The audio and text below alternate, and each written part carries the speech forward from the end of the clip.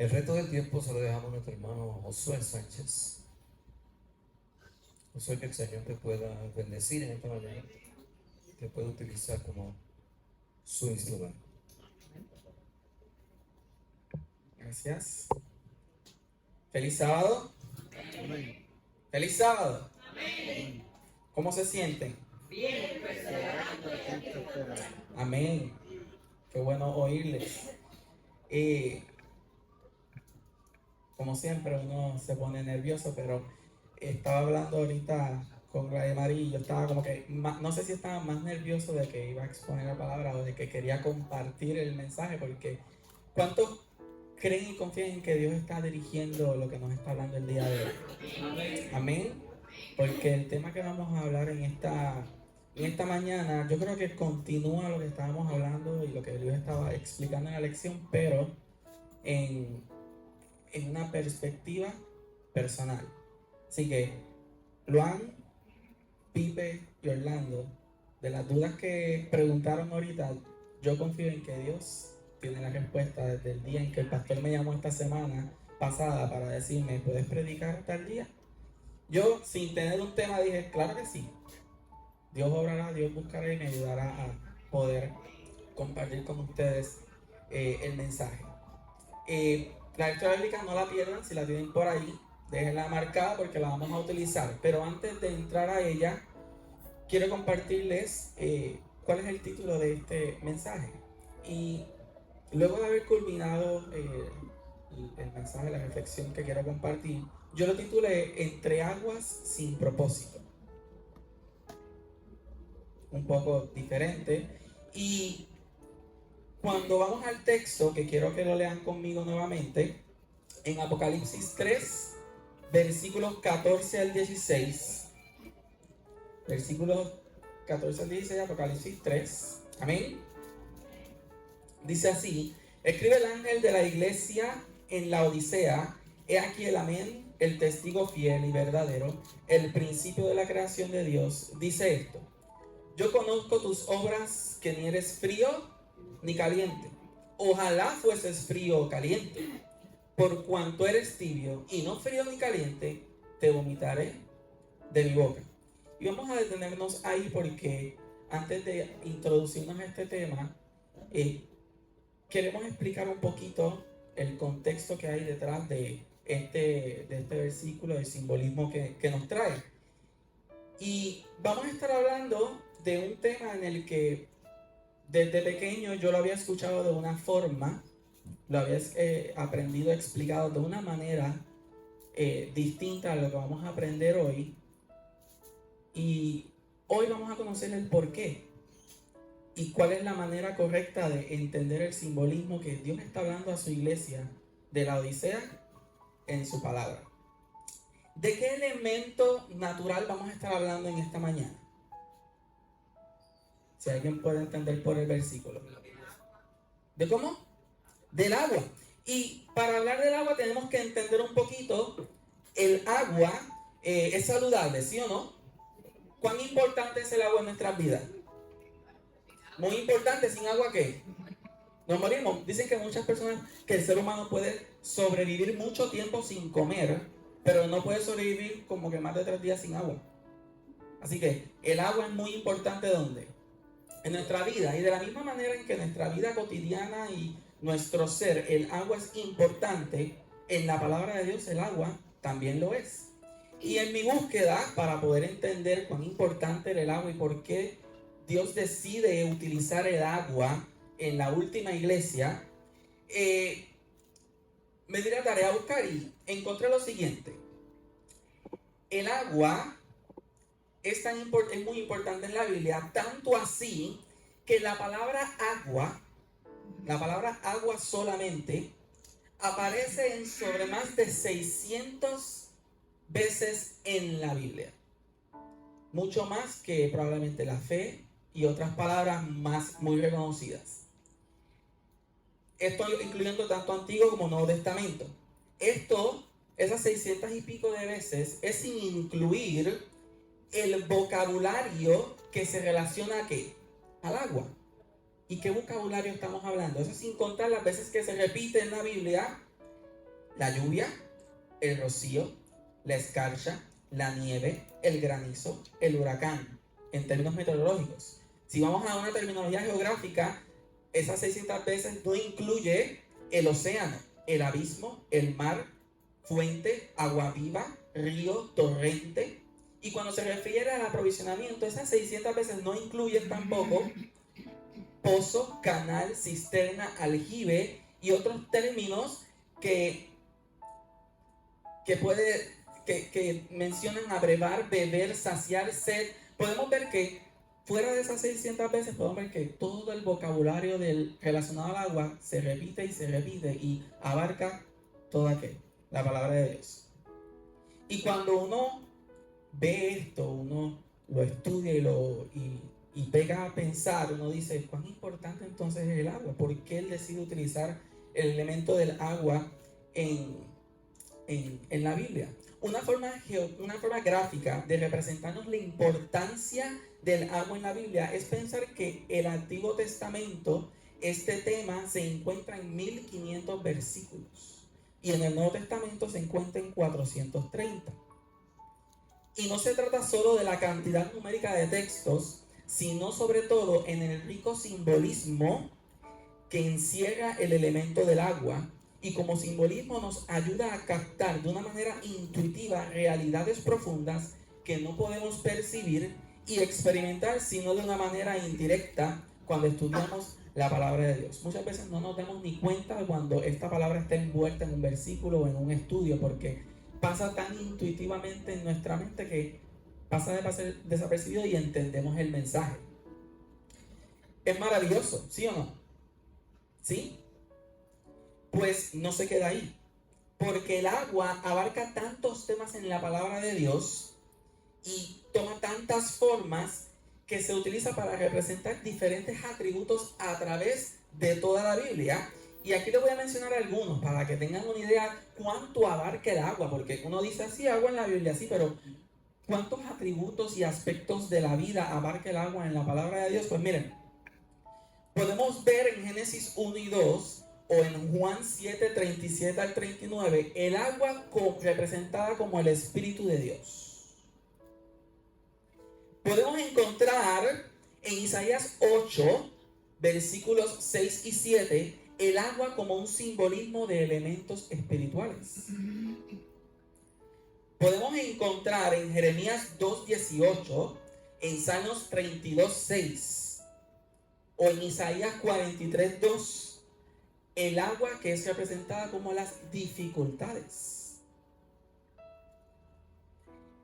Podemos encontrar en Juan 4:10 al 15, en Apocalipsis 22:1, que el agua también sale como simbolismo de vida eterna.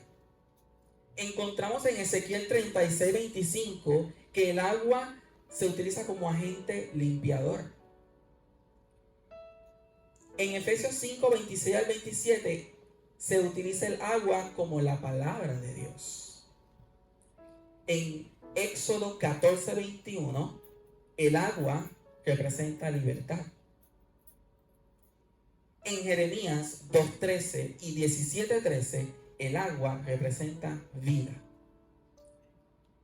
En Isaías 12:3 el agua simboliza salvación. Y podemos seguir cuántos aspectos y atributos de la vida cristiana y cotidiana el agua es utilizada en la palabra de Dios para llevarnos un mensaje de distintas maneras. Y obvio, en Apocalipsis 3, 14 al 22, que es la iglesia de la Odisea, no es la excepción. Y muchas veces este versículo, cuando hablamos del tema, yo siempre crecí que cuando hablábamos de que si eras frío o caliente en el agua, etcétera, el caliente era que estabas bien activo y que el frío era que estabas como que pasivo y frío en el Señor. Pero aprendí que eso no es así. Y lo leí en la Biblia de estudio de Andrews y me quedé como que, oh yeah, es verdad, no es así. No es así. Y cuando me di la tarea de seguir buscando, busqué la historia. Y la historia de la Odisea existen los historiadores, porque lo explica. Y para que ustedes entiendan como yo y podamos llevar esto a quienes nos rodean y puedan conocer a Jesús, vamos a conocer la historia de la Odisea. ¿Alguien sabe la historia de la Odisea antes de que comience? Ok. La iglesia de la Odisea estaba ubicada en una ciudad próspera, dicen los historiadores, económicamente, muy próspera económicamente, y era muy culta también. En ella se hacían grandes transacciones económicas, buenos negocios, pues habían florecientes industrias de tejido de lana negra y la industria de medicamentos era un éxito, y especialmente ¿cuál era su producto medicinal más exitoso? El colirio. El colirio era su medicamento exitoso de esa ciudad tan próspera y tan floreciente. Era una ciudad donde había cultura, riquezas, pero era una ciudad que tenía un problema. ¿Y ese problema cuál era? ¿Adivinen qué? ¿Cuál era el problema de esa ciudad? Que no tenía agua. No tenía agua propia esa ciudad. Por lo tanto, para poder tener agua tenía que transportarle el agua de ciudades aledañas. Y entonces tuvo que construir para poder traer de una ciudad agua ¿qué? Fría. Y de otro lado agua ¿qué? Termales, que significan que son aguas ¿qué? Calientes. Las frías para poder beber, para poder ser usadas en las y la caliente para poder hacer temas medicinales y poder ¿qué? Bañarse. Pero dicen los historiadores que muchas veces cuando pasaba todo esto, de aquí a lo que el agua llegaba y llegaban a la ciudad, casi siempre se mezclaban y llegaba el agua ¿cómo? Tibia. Y al llegar al agua tibia no se podían bañar bien porque no estaba tan limpia como la querían cuando estaba caliente, porque no servía mucho para los temas medicinales, pero tampoco la podían beber porque tenía demasiados minerales y el sabor tibio generaba malestar estomacal. ¿Y qué pasa? Y generaba vómitos. ¿Ok? Vamos entendiendo el contexto de la iglesia de la Odisea, conociendo la historia de la iglesia, de la ciudad en la que estaba ubicada. Y eso no se queda ahí. A pesar del problema del agua, la ciudad era tan próspera que los historiadores afirman que cuando fue golpeada con un fuerte terremoto en el año 60 después de Cristo, ellos no aceptaron ninguna ayuda del Imperio Romano. Pues no tenían necesidad de ayuda. Ellos dijeron, nosotros somos ricos, lo tenemos todo. No necesitamos ¿qué? Nada. Nada de ti necesitamos. Me pregunto cuán orgullosos eran los ciudadanos de la Odisea. Yo creo que ahora cuando conocemos la historia de la ciudad de la Odisea, podemos leer el texto bíblico de una manera distinta. Podemos comprender el contexto. Cuando Dios nos dice en la palabra que no eres ni frío ni caliente, no es que seas caliente o frío en el Señor. Pero,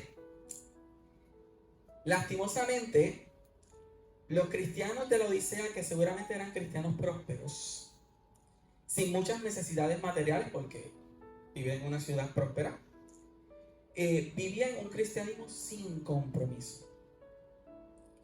Un cristianismo tibio, al igual que las aguas que le llegaban a la ciudad, y también al igual que muchos cristianos de la época actual. ¿Cuánto se asemeja la iglesia hoy en día a la Odisea?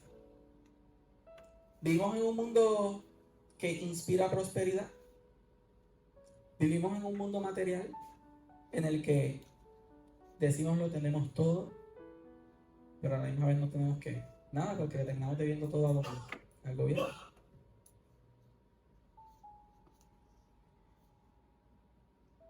Y nos podemos nosotros preguntar qué quiere decir entonces ser tibio, porque entonces el problema en la palabra de Dios no es ser frío o caliente. El problema en el mensaje de la Odisea es ser ¿qué? Tibio.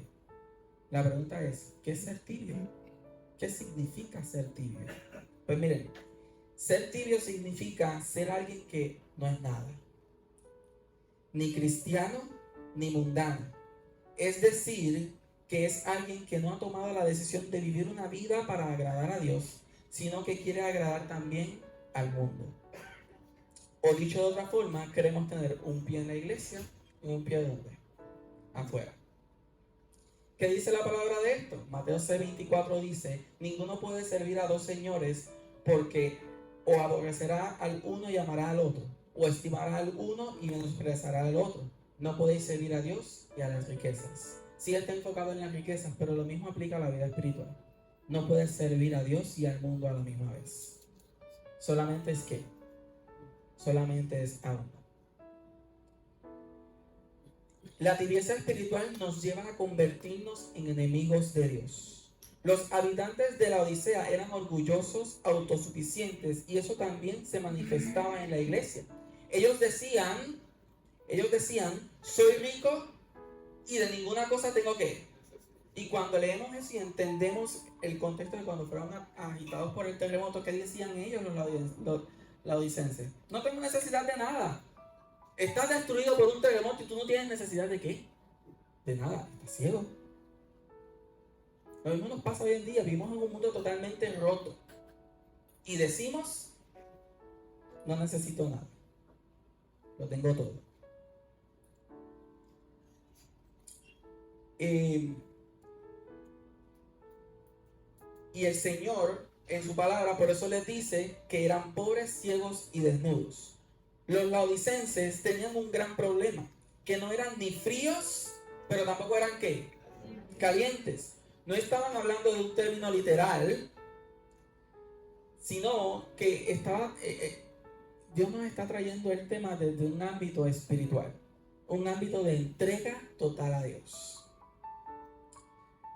La Odisea del agua tibia no tenía uso, pues no servía para beber ni para bañarse, y no servía para el funcionamiento de la ciudad. De la misma manera, a Dios no le sirve en su realidad el agua que tibia, porque al igual que en la Odisea no puede ser que utilizada.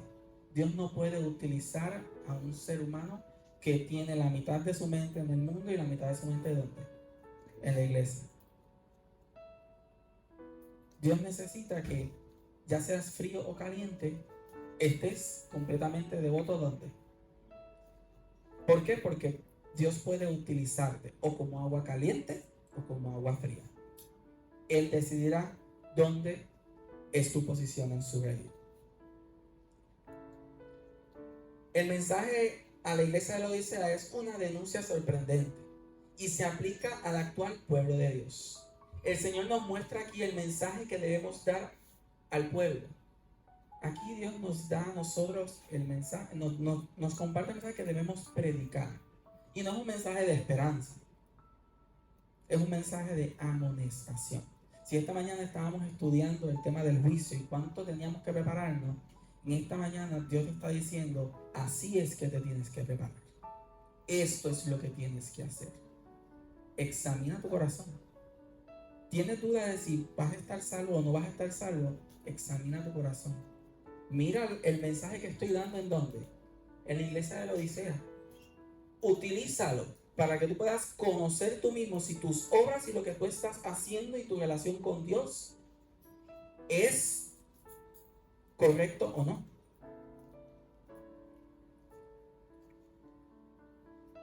En el primer tomo de Joya de los Testimonios dice lo siguiente: Dios conduce a su pueblo paso a paso. La vida cristiana es una constante batalla y una marcha. No hay descanso de lucha. Es mediante esfuerzos constantes e incesantes como nos mantendremos victoriosos sobre las tentaciones de Satanás. Como pueblo, estamos triunfando en la claridad y fuerza de la verdad. Somos plenamente sostenidos de nuestra posición por una abrumadora cantidad de claros testimonios bíblicos, pero somos muy deficientes en humildad, paciencia, fe, amor, abnegación, vigilancia y espíritu de sacrificio según la Biblia. Necesitamos cultivar la santidad bíblica. El pecado prevalece entre el pueblo de Dios. Es claro mensaje de reprensión enviado a los laodicenses y no es recibido. Muchos se aferran a sus dudas y pecados predilectos, a la par que están tan engañados de que hablan y sienten como si nada necesitasen. Piensan que es innecesario el testimonio del reproche del Espíritu de Dios o que no se refiere a ellos. Los tales se hallan en mayor necesidad de la gracia de Dios y de discernimiento espiritual para poder descubrir su falta de conocimiento espiritual. Les falta casi toda cualidad necesaria para perfeccionar el carácter cristiano. No tienen conocimiento práctico de la verdad bíblica que inducen a la humildad en la vida y conformar la voluntad de Cristo. No viven obedeciendo todos los requerimientos de Dios. ¿Cuánto a nosotros como cristianos probablemente nos falta mucho para alcanzar lo que Dios quiere de nosotros? Esto es lo que Dios quiere que hagamos. Tú quieres saber si estamos preparados, tenemos que oír la voz del Señor. Vamos a leer nuevamente el verso entero. Escribe el ángel de la iglesia de la Odisea: he aquí el amén, el testigo fiel, el verdadero, el principio de la creación de Dios. Y dice esto: yo conozco que tus obras, que ni eres ¿qué? Frío ni caliente. Ojalá fueses frío o caliente, por cuanto eres tibio y no frío ni caliente, ¿te qué? Te vomitaré de mi boca. Porque tú dices, ¿qué dice? Yo soy rico y me he enriquecido y de ninguna cosa tengo necesidad, y no sabe que tú eres desventurado, miserable, pobre, ciego y ¿qué? Y desnudo. Y aquí viene una parte muy interesante. Por tanto, yo te aconsejo que de mí ¿qué? Compres oro refinado en fuego para que seas rico, y vestiduras blancas para vestirte, y que no se descubra tu vergüenza de tu desnudez, y unge tus ojos con colirio para que veas. Vamos a dejarlo ahí. Aclaramos el tema del agua, pero vamos a aclarar otro tema. Porque cuando tú eres tibio, comienzan a suceder cosas. Eres ciego, estás desnudo, desventurado, eres pobre, no tienes nada. Por lo tanto, hay una lista de recomendaciones, de consejos que Dios le dice al pueblo: yo te aconsejo. Pero quiero hacer una pregunta: ¿cuál es el único elemento que Dios le habla a los laodicenses y no necesariamente viene, no necesariamente Dios le está diciendo que lo reemplace por algo de él? ¿Cuál es el único elemento? Porque conocemos los laodicenses, decían que tenían riquezas, que tenían vestiduras, tú sabes, de lana, que no necesitaban nada, pero Dios les da una lista de lo que realmente necesitan. Pero hay algo en particular que él no le dice: y esto por esto. No. ¿Cómo es?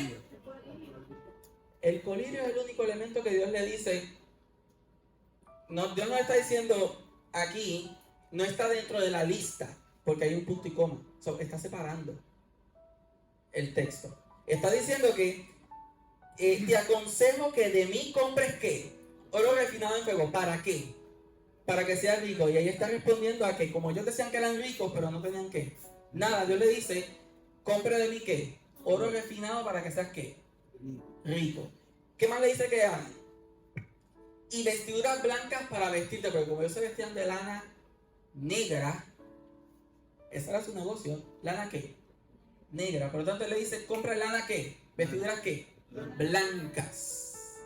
Vestiduras blancas, y no se descubra la vergüenza de tu desnudez. Punto y coma. ¿Y qué dice? Unge tus ojos. Y unge tus ojos con colirio, que lo tienes. ¿Qué significa el colirio? ¿Qué representa el colirio entonces? Si ya lo tienes. Estudiando y analizando, el colirio es el único elemento que no se les dice que tenemos que adquirir de Él porque Él ya nos los ha dado. Y eso representa la verdad. Nosotros tenemos que, la verdad presente, la tienes. Tú y yo tenemos la verdad. Y Dios le está diciendo al pueblo, unge tus ojos con qué? Colirio, ¿para que qué? Para que veas. Unge tus ojos con qué? Con la verdad. Ya la tienes. Si es tu mejor antídoto, es tu mejor medicina, ¿qué tienes que hacer? Úsala para que puedas ver tu qué, tu condición. Porque cuando nos aferramos a la verdad, confiamos en Dios y en el Espíritu Santo, se nos abren ¿qué? Los ojos y podemos ver. Porque la misma Biblia lo dice, Dios lo dice en su palabra. ¿Y la verdad qué? La verdad os hará libre. El colirio ya ellos lo tenían porque la iglesia de Dios, ya Dios le ha dado la verdad. Tenemos que usarla. Y muchas veces de nosotros es que queremos que la gente entienda la verdad y conozca a Cristo y llegue a los pies de Él. Pero es que tú no estás usando ni siquiera el colirio. Le vendemos el colirio a la gente. Mira, esto es muy bueno para tus ojos. Pero yo no estoy usando el colirio. Y pretendo que con un testimonio erróneo las personas lleguen a los pies de Cristo. Por eso el Señor nos dice, ojalá fueses que frío o caliente. Porque si, como eres tibio, estás sucediendo y padeciendo de todas estas cosas que no te ayudan a hacer ni esto ni lo otro. Y si no eres ninguno de los dos, no me sirves. Vas a ser desechado. Quizás hoy nos podemos preguntar y decir, ¿cómo puedo saber si estoy en tibieza espiritual? ¿Cómo puedo saber si yo estoy listo para el regreso de Cristo? Si yo estoy salvo, si yo estoy más cerca a esa meta. Hoy solo te puedo decir que puedes comenzar examinando tu vida espiritual, tu relación con Dios, cuán cerca estás de Él. Hace poquito estaba viendo un reel de Instagram, creo que lo guardé porque me gustó mucho, que era un señor, o sea, hoy últimamente hay muchos reels de gente predicando y haciendo cosas así, pero había este en particular que lo guardé porque me gustó la referencia, y cuando leí aquí sobre estar cerca, más cerca de Dios, lo quiero traer a corazón para que podamos entender. Y él tenía una imagen así en la pantalla de como si tú estuvieras tirando una foto desde el guía hacia afuera, hacia otro carro. Pero en la foto había un pinito de estos que cuelgan de olor. Y él le preguntaba a la gente, ¿qué es más grande? ¿El pino o el carro? ¿Qué es más grande? ¿El pino o el carro? Pero en la foto tú estás viendo el pino así de grande, pero el carro así de chiquito. ¿Qué es más grande, el pino o el carro? En la foto es más grande el pino, pero realmente, ¿qué es más grande? ¿El pino o el carro? El carro. Y cuando él explica, muchas veces nosotros somos así. ¿El pino representa el problema o representa a Dios? Porque si el pino es el problema, tú estás muy lejos de Dios porque el carro es más grande que el pino. Si tú estás viendo el pino como a Dios y el carro es tu problema, bendito, pasea. Cuando tu problema sea más grande que tu Dios, ojo, estás muy lejos de Él. Porque mientras más lejos, más chiquito se veía que el carro, pero realmente el carro es más grande que el pino. Si tu Dios hace cada vez más y más grande, más cerca estás de Él. Aférrate y que nadie te quite tu corona. Además, ¿cómo puedo conocer mi estado hoy? ¿Cuán cerca estoy de Él? Puedo saberlo si estoy en desaliento o desánimo. Puedo saberlo si estoy en un conformismo espiritual, si lo que estoy estudiando me conforma, si venir a la iglesia me conforma. Cuidado, por ahí comienza la tibieza espiritual. También si busco alegría en las cosas y no en Dios. Si soy un religioso pero con una poca conversión, si no estoy ni siquiera convertido. Y por último, si huyo de todo aquello que implica sacrificio. Muchas personas quieren servir a Dios pero no quieren sacrificar nada. Muchas personas quieren venir a la iglesia, pero pero es que dejaré esto. Si tú huyes de los designios y los propósitos de Dios en tu vida, hay problemas. Estamos viviendo en un tiempo muy solemne e importante, dice el hermano White en Joya de los Testimonios. Estamos viviendo en un tiempo muy solemne e importante en la historia de la tierra. Nos vemos en medio de los peligros de los postreros días. Están por sobrecogernos sucesos importantes y terribles. Cuán necesario es que todos los que temen a Dios y aman su ley se humillen delante de Él, se aflijan y lamenten confesando sus pecados que los han separado de Dios. Lo que debe excitar la mayor alarma es que no sentimos ni comprendemos nuestra condición degradada y que no nos contentamos con permanecer como estamos. Debemos acudir a la palabra de Dios y a la oración, buscando individualmente al Señor. ¿Como individual qué? Mente al Señor con fervor para encontrarlo. Debemos hacer de esto nuestro primer quehacer. Solo estando cerca de Dios y permitiéndole que Él obre en cada una de nuestras vidas y nos renueve para que seamos como el agua fría que sirve como bálsamo que refresca al sediento de Dios, o como el agua caliente que limpia y purifica. ¿Cuántos quieren ser así? Amén. Dios quiere que seamos cristianos que vivimos a la altura de lo que Él nos ha llamado a hacer, porque somos real sacerdocio, nación santa, pueblo adquirido por Dios, para que anunciemos las virtudes de aquel que nos llamó de las tinieblas a su luz admirable. Entre aguas sin propósito, tú y yo tenemos el nuestro. Tú y yo tenemos que encontrar cuál es el nuestro. Pero solamente lo hacemos entregando totalmente nuestra vida a Dios y acercándonos a Él. Yo les invito a estar de pie para poder culminar con esta última alabanza para reflexionar. Pero lo quiero hacer diferente. Yo quiero hacer el círculo. Yo quiero hacer el círculo que no hacemos hace par de tiempo. Así que pueden ponerse de pie y poder hacer el círculo para poder culminar con la reflexión una vez estemos ya en el círculo. Esta mañana nos llama como hijos de Dios, como su iglesia. Nos amonesta y nos dice: es tiempo de prepararnos. Es tiempo de dejar la tibieza espiritual y aprender a ser fríos o calientes. Si en esta mañana hay alguien que siente en su corazón que necesita ser limpiado y purificado, y que Dios lo acerque cada día para que continúe siendo un agente de cambio en este mundo, en su iglesia, con un propósito de servir al Señor y esparcir el mensaje, puede pasar al centro. Si no, terminamos con la oración.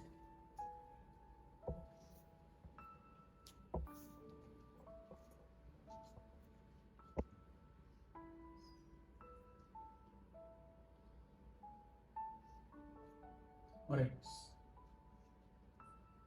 Amante Padre que estás en el cielo, santo y glorificado sea tu nombre. En este momento tu iglesia clama por ti. Clama por tu misericordia, por tu gracia, para que nos ayudes a salir de la tibieza espiritual, para que nos ayudes a ser fríos o calientes, para que nos ayudes a servir con propósito en tu iglesia. Ayúdanos a que podamos acercarnos cada día más a ti, serte fieles, y a pesar de los problemas y las situaciones que tengamos, podamos ser un reflejo de tu amor hacia el mundo, que podamos representarte dignamente y que todos puedan ver en nosotros tu grande amor. Ayúdanos a prepararnos para tu pronto regreso, porque queremos salvarnos, queremos estar contigo y vivir por siempre. Gracias por todo. Ayúdanos en tu nombre. Amén.